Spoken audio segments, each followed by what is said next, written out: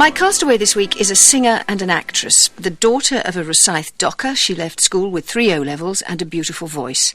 But it never occurred to her to use the voice rather than the O-levels until she was offered a short singing engagement which forced her to abandon the day job. She went on to play the lead vocal in Willie Russell's play John, Paul, George, Ringo and Bert, and 8 years later won an award for her performance in his Blood Brothers. She's had hit singles, January, February, and I Know Him So Well among them, and recently a leading role in ITV's Band of Gold. Sometimes she says, I can't believe I made it over the wall with the dogs barking at my heels, and they still haven't caught me. She is Barbara Dickson. Does that mean, Barbara, that you don't feel you deserve your success, or that you just still can't believe it's happened to you? I think a bit of both, actually. I think that being Scots and with my mother having a Jewish background, I've got this extraordinary dichotomy, you know, which is that in Scotland it's not encouraged for you to show off. You shouldn't show off. And yet my mother's Liverpool background is if you got it, flaunt it, you know. So I'm stuck in the middle of that. But it's also that kind of feeling, is it, that kind of girls from Dunfermline born in the baby boom just don't make it big? Well, no, I mean, I wanted to be a film star when I was 7, and I thought, I can't be a film star because I live in Dunfermline. But you always had the voice. Did that not mark you out from an early age? Yes, but I didn't use the voice. I used to sing in the bathroom with a sort of tube of toothpaste for a microphone. But I didn't actually use it because I was very, very shy, and I still am, actually. I don't like showing off, and I find it difficult to walk into a room full of people who turn round and say, oh, look, there's Barbara Dickson. My legs go. Well, it's difficult when you're giving a concert in the Albert Hall. Well, that's different because I'm working then, and I've got my sort of Barbara Dickson hat on. But when I'm being myself, I find it quite difficult. I think a lot of people in my profession are like that. But the voice must have marked you out at school. Yes, it did. I mean, I had a music teacher when I got to secondary school, and everybody in my class knew I could sing really well, and I'd started to play the guitar then, and I'd given up piano lessons. A music teacher said, well, maybe, which I thought in retrospect is a bit insulting, but he said, well, maybe you haven't got the best voice in the school, Barbara, but you've certainly got the loudest. And I thought, charming. But were you encouraged? I mean, school and parents, did they say, look, you can really do something with this voice, or was it just a little talent our Barbara had? I think it was really a little talent. I think that because of my background, it was never even possible that I would become a very famous person because of the way I could sing. My music teacher used to encourage me to sing folk music. You know, he used to play Kingston Trio and stuff like that. My love of folk music, I think, it comes from that time, stems from them. But the idea that you'd make a living out of it was anathema? No, not at all. First, I wanted to be a school teacher, and I didn't do well enough at school to be a teacher. And then I thought, oh, cripes, I'm going to have to do something else here. So I went into the civil service. We shall hear more about that in a minute. Tell me about your first record. Well, when I was very young, I went to see a film at Rosyth Picture House. My mum took me to see Doris Day and Calamity Jane, and because she was being such a tough, sort of spunky girl, I thought, girls can do anything. With the curtains flapping and the driver a slapping the reins, a beautiful sky, a wonderful day. Whip, crack away, whip, crack away, whip, crack away. Doris Day and the Deadwood Stage. The other part of the story of the early Barbara Dickson that's always stressed is that you were no great looker. But to my mind, it was actually that absence of obvious glamour when you sat at the back of the stage in John, Paul, George, Ringo and Bert with your glasses sliding off your nose. You know, don't you think that was the attraction, that you were what you were, which was a kind of original bit of casting? I think I looked like a bit of a sort of serious blue-stocking-y folk singer type, which was precisely what I was, and therefore perfect casting. They couldn't have found anybody more suitable to look like that than me. But you did keep propping the glasses back up on your nose the whole time. I think it's something to do with my general kind of lack of confidence as a youngster. I mean, you know, I'm not pointing fingers at anybody, but because of my background and because of the sort of person I was, I think I've got a huge ego, but was embarrassed about it. So covered it up with all this sort of slightly namby-pambiness. And as I denied the fact that I was a sort of sexual animal, I think. I mean, I certainly was a sexual animal, but I think I thought you should never look like one. And also there was all that stuff about, you know, if you look cheap, then you make the wrong kind of statements. And I didn't really know what looking cheap was, but too much leg and too much makeup and all that stuff. So I went completely the opposite way. But it was a great hit, the show, and it transferred, didn't yes. it, from Liverpool. I think it was at the Everyman, wasn't it? And then it came into the West End. Exactly. But was it a calculation on your part? I mean, was it something that you decided, if I do this show, I can transfer from folk into the mainstream? No, absolutely not. I had to be absolutely backed into a corner to do that show because I was so scared and nervous of being a failure in it.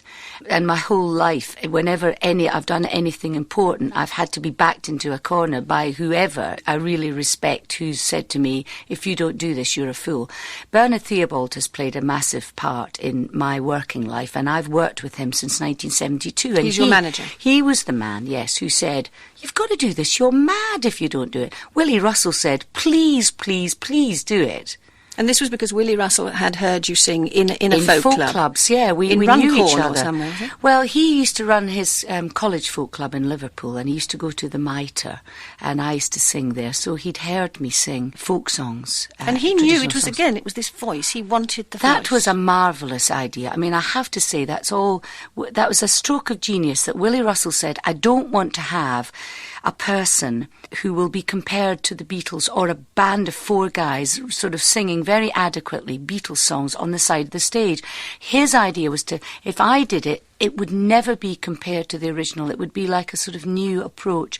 And it really paid off because all the audiences who ever saw that show in London and in Liverpool said, isn't the music good? And it was so simple and direct because that's all I knew. Record number 2. Classical music hasn't played an enormous part in my life, but I do love Vaughan Williams because it just strikes a chord. I think it's something to do with it being rather like folk music to me. It touches a chord with me, and I don't think he ever did anything better than the Fantasia on the theme by Thomas Tallis.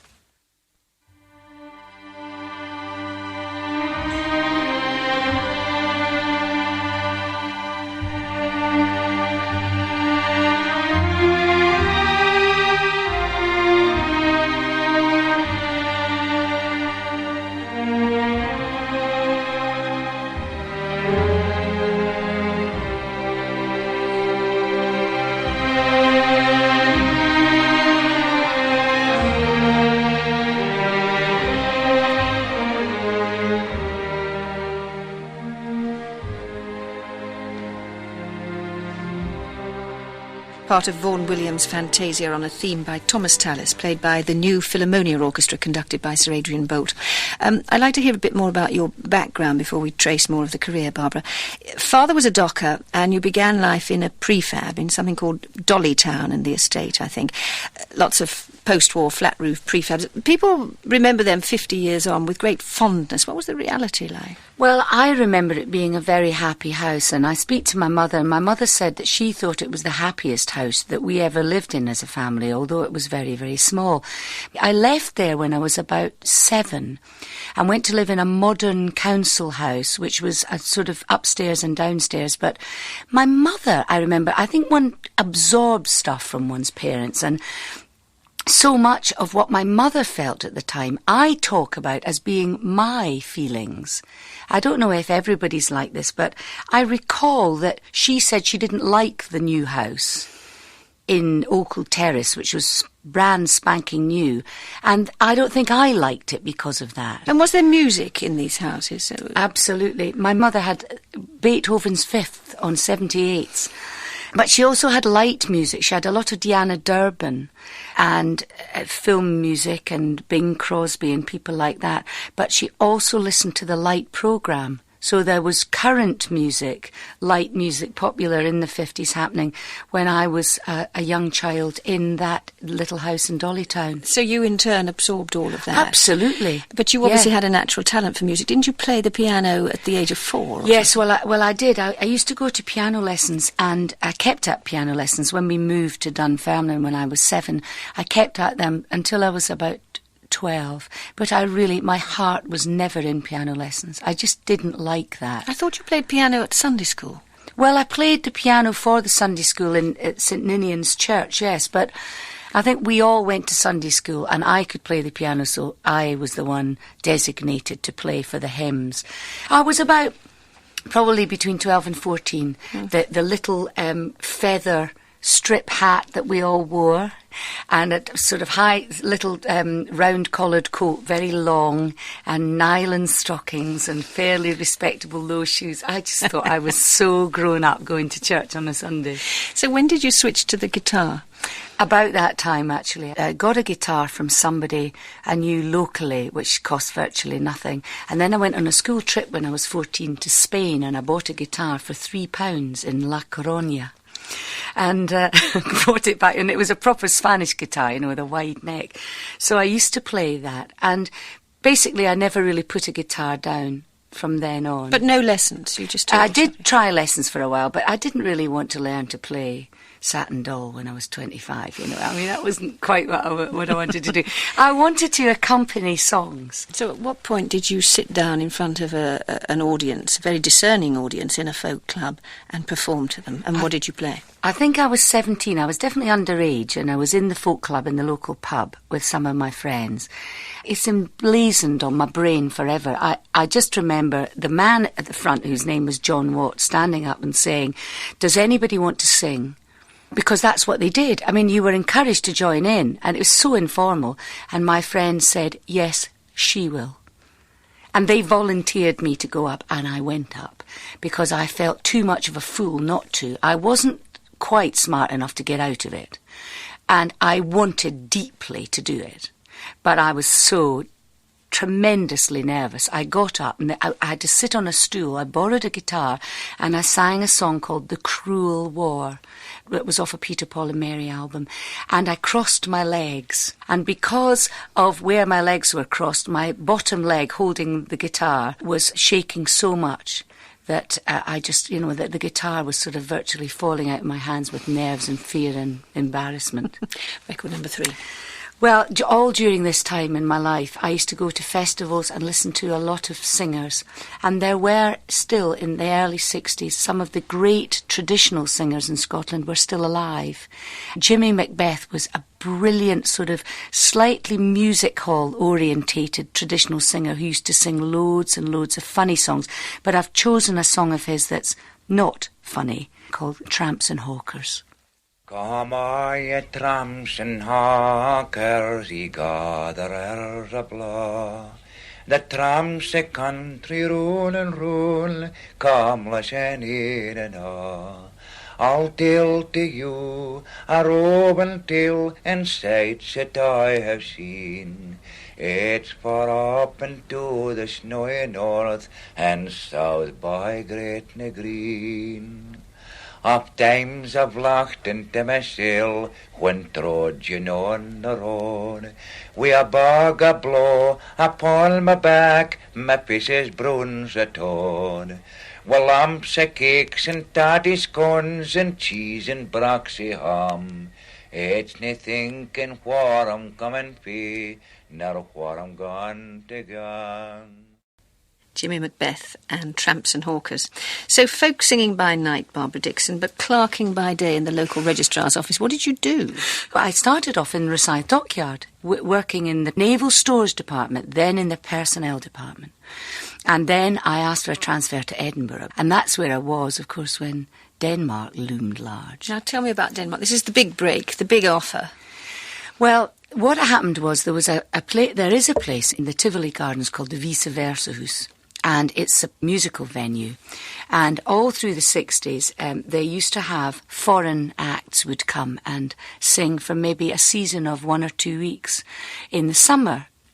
And I was invited to go there. And I thought, brilliant idea. But it is extraordinary, really. I was very cautious. I thought, now, if I go to Denmark, I'm going to come back, I'm going to have no money. I'm going to have to be on the dole. And in fact, that happened. But I asked the civil service if they would let me go for something like 4 weeks, 5 weeks. And they said, no. I said, can I have unpaid leave? No, there's no such thing. So I thought, I've got to resign. And that was a bold move, really. Your parents must have thought you were mad. My father thought I was mental. He really did. He said, giving up that pension, and of course he's completely right. Now I could have done with it, but... he said, giving up a pension for something, you know, as flagrantly stupid as being a singer for a couple of years, he thought, was madness, and I did it anyway. But after that, after you came back, you were then cut loose. You were on to singing as a career, and I know you went off to England, which must have seemed like a long way away. But for 5 years, really, you toured the northern clubs, didn't you? You and your guitar and your suitcase. That's correct. It must have been a pretty lonely, miserable business on occasions. Well, yes, I do have happy memories of the music I was singing and playing, and I was gaining confidence all the time, and I had to do about an hour and 10 minutes of music each night whenever I was playing, so I had to learn a lot of songs, and I had come on enormously. But I have to give credit for an awful lot of influence over the way I developed as a singer during those years. Was really down to a friend of mine called Archie Fisher, who's a very well-known and respected and rather eclectic songwriter and singer of traditional songs in Scotland, and he kind of took me under his wing and helped me enormously. But what folk clubs taught me was the ability to communicate with an audience. People say to me, God, you talk to people as if you're in a little room, and I say, yes, I think I am, because of folk clubs. I mean, if I'm in the Albert Hall, I do links into songs like I'm in a folk club, because it's what I learned to do. Record number 4. Well, when I was in John Paul, George, Ringo and Bert, somebody told me there was this American band called Little Feat had emerged, and I'd read great reviews, and I went round the corner to the record store in Shaftesbury Avenue and bought this record, and I took it home and I put the record on, and this is what I heard. Little Feat and Rock and Roll Doctor. Now, something happened to Barbara Dickson, the bespectacled folk singer, when she came down to London in the mid-70s. A metamorphosis took place, and she turned into a different person overnight. Tell me about it. I became a beautiful swan, hadn't you noticed? I made an album while I was in John Paul, George, Ringo and Bert. And it was to be the first pop album I'd really done, and it was going to be called Answer Me, and the single of Answer Me had been done. And I had to do the cover. I'd never had a posh record cover done, and I went along to a studio in South Kensington, and Lawrence Zatecki was the photographer, and I went into this rather lovely studio, and there was a bloke in the corner who was a very, very interesting little Frenchman called Régis. And Régis did a massive makeover on me, lasting about 2 hours. He cut my hair, which was sort of long and sort of not quite wavy, not quite straight. He permed it into a sort of elliptical kind of shape, so it looked rather kind of Art Nouveau. And he made up my face. I got dressed up in these rather lovely 1920s kind of diaphanous frocks and went out there with little snakeskin shoes on and had my picture taken and left the studio a different woman. Without the glasses? Yes, I'd already got contact lenses about 2 weeks before this, but with the contact lenses and the face and the hair, I suddenly thought that I was whoever was currently the sex symbol at the time. But this was more than a makeover for the day. You hung on to this. You knew then how to make yourself. Oh, yes. Well, of course, I had the hairstyle was permanent. There it was. It had come out of a bottle, but it was there. And it made a fantastic difference to the way I looked as well as the way I felt. And it gave me a physical confidence, which I think I'd never, ever had. And then you became a pop star because Yes. you had this hit, Answer Me, which you'd had done the cover for in 76. And then there was another suitcase in another hall, I think the year after, 77. That's right. So you transferred into pop. Is it true, tell me this, is it true that you turned down the lead role in Evita about then? No, I didn't turn it down. I went to see Tim and Andrew, and we sang. I remember singing Rice and Lloyd Webber. Yes, and I went to sing one of the up-tempo songs from Evita in Andrew's flat in Eaton Square. And I knew, and they knew, that this was not for me. It's too big. I'm not that sort of singer, really. I'm not really a show singer. And I knew, as I was trying to sing it or doing it, that it wasn't for me. Which one was it? I can't remember which song. It was one of the big belty things, but I'm no Ethel Merman. That's not my kind of thing. And I I wasn't happy with it, and they weren't happy with what I was doing with it. But the song, the Mistress's song, Another Suitcase in Another Hall, was, of course, ideal, and it proved to be a great success. It was a big hit. And Elaine Page, of course, became Evita. You did, though, turn down Chess, didn't you, some years later, after you'd recorded I Know Him So Well with Elaine? Yes, well, I mean, the part of the Russian's wife was very small, and I'm not being an egomaniac here, but I didn't think at that point in my life, having done Blood Brothers and won an Olivier Award for it, there was any point in me going in, although I would have spent a lot of time with Elaine, which would have been great. But I wouldn't have liked to have been there to sing a couple of songs. It would not have given me enough to do. So I didn't want to do it, but that was no reflection on the piece because I just love Chess. I love the music from Chess. More music. I have been deeply in love with James Taylor since about 1967. When I went to Denmark, I stole a friend's album, Sweet Baby James. I put it in the bottom of my guitar case so the corners were all sort of curled up, and gave it back to him about 2 months later. So it was so difficult for me to go to a desert island and not take something of James Taylor's.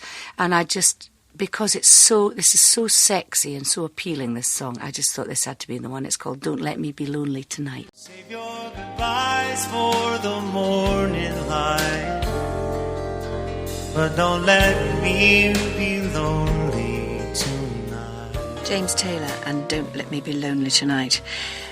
Blood Brothers was a great West End success in the early 80s. You played Mrs. Johnston, the poverty-stricken mother who's forced to give away one of her sons. That was really your first acting role, wasn't it? Although you sang as well. Yes, it was absolutely my first acting role. And once again, I had to be sort of, stood up against a wall and threatened with a lingering death if I didn't do it. This is what I'm like. But it was Willie Russell doing the bullying again. Willie Russell and Chris Bond, who is a wonderful theatre director and writer, he was going to direct Blood Brothers. And after Bernard saying to them, I give up, if you can get her to do it, all that stuff. And they both came to London to see me. And I said, I don't think I can do it, I don't know. And they sat down and I read a bit of it. And Chris Bond said, yeah, you can do it. I'll make sure you do it. I can see that that's a big jump, though, because suddenly you don't have the piano or the guitar between you and the audience. I mean, you are actually on there alone with your hands free, moving about, aren't you? Exactly. That's a very different experience, and it's performance. It's very, very different acting to singing. A lot of actors can sing because they can sell a song in the performance, but hardly any singers can act. I wanted to get it right so much because it was such a good piece of theatre and I believed completely in the story. And you see, if it's too show busy, it doesn't work for me. It has to be bleak and Liverpudlian and to do justice to the sadness and the toughness of what Willie actually wrote in that script. He's a wonderful writer. Now, these days it's Taggart and Band of Gold, but they were a long time coming, really, those parts, weren't they, for somebody who'd won a Sweat Award for Best Actress? Why do you think it took so long? I mean, nearly 10 years, really. Well, I haven't a clue. The offers came. I haven't a clue. I was desperate to do more acting. But I think, if people think of you as being a singer, and you can't, yes. But they're tough parts that you get, tough characters. I mean, from Mrs. Johnson to certainly Anita in the Band of Gold, a kind of tart with a heart. Well, she keeps the brothel, doesn't she, for the prostitutes? It's very interesting that you get cast in those sorts of roles when your recording image is very sort of middle of the road, girl next door, gentle. I'm not really like that, you see. I'd much rather do the sort of tough things. The press and television, certainly light entertainment, just emasculates everybody.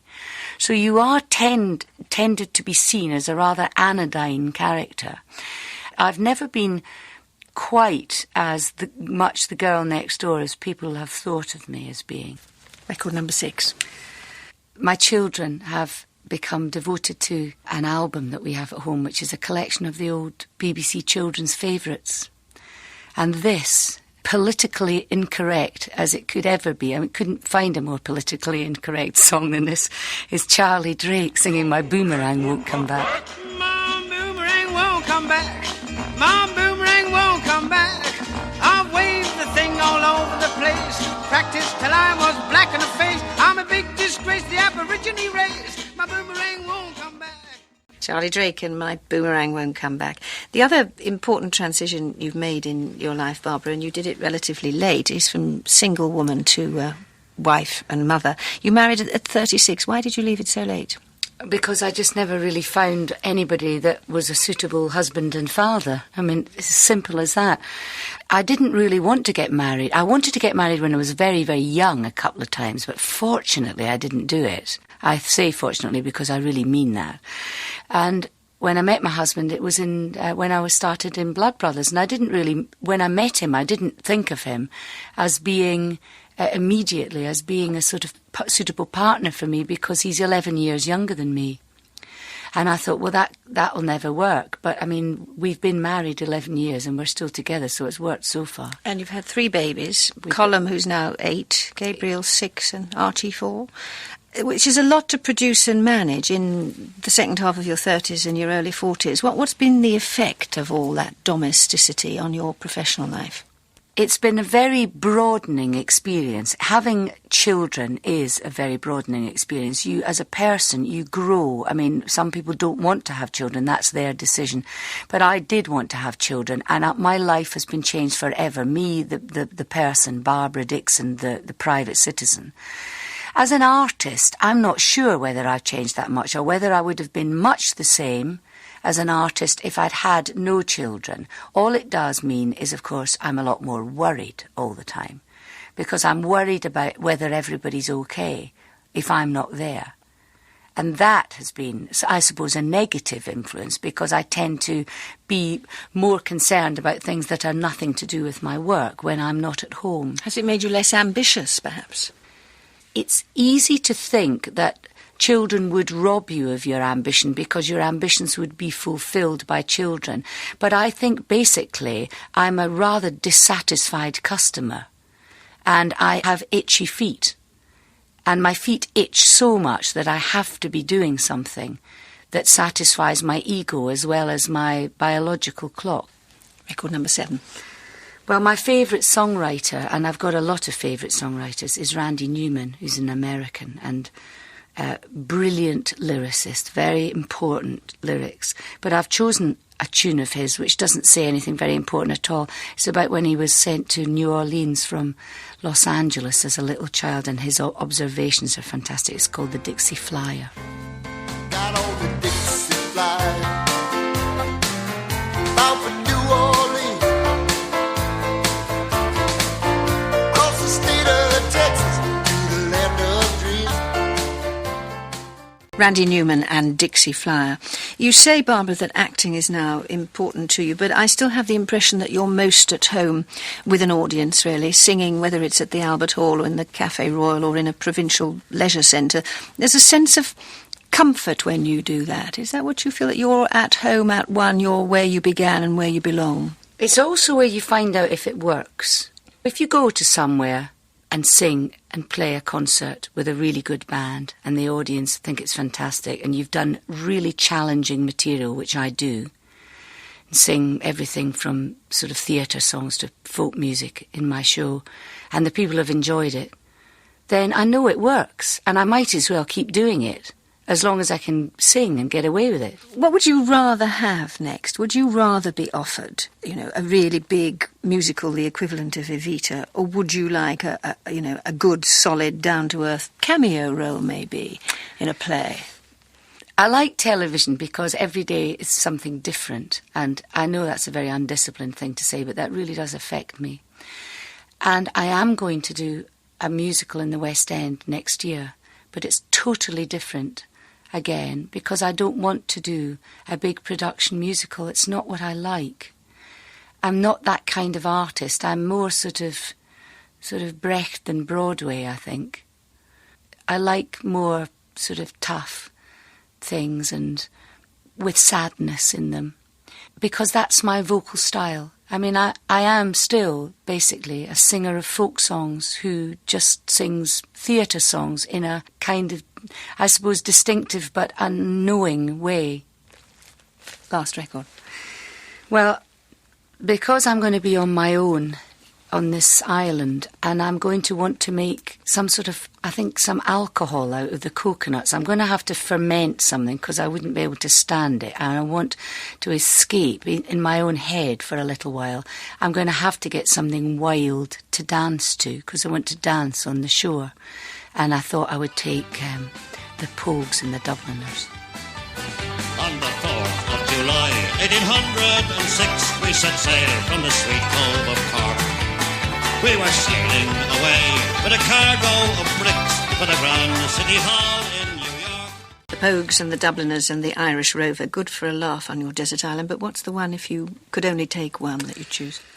I've got to take James Taylor because I am deeply in love with James Taylor. And it's good for a cry, I suppose. God, it's so sad. I'm going to be so lonely with that. Don't let me be lonely tonight, and I'm just going to be sitting there with the sound of the waves. What about your book?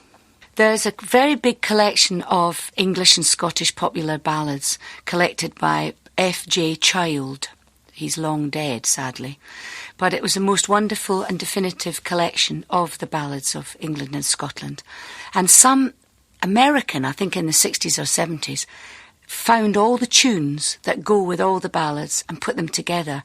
And what I'd like to do is just to have that collection so that I could learn these fantastic ballads like Long Lankin, so that when I come back, if I am rescued, I would know all of that stuff. I'd be like Professor Dickson of the School of Scottish Studies. And what about your luxury?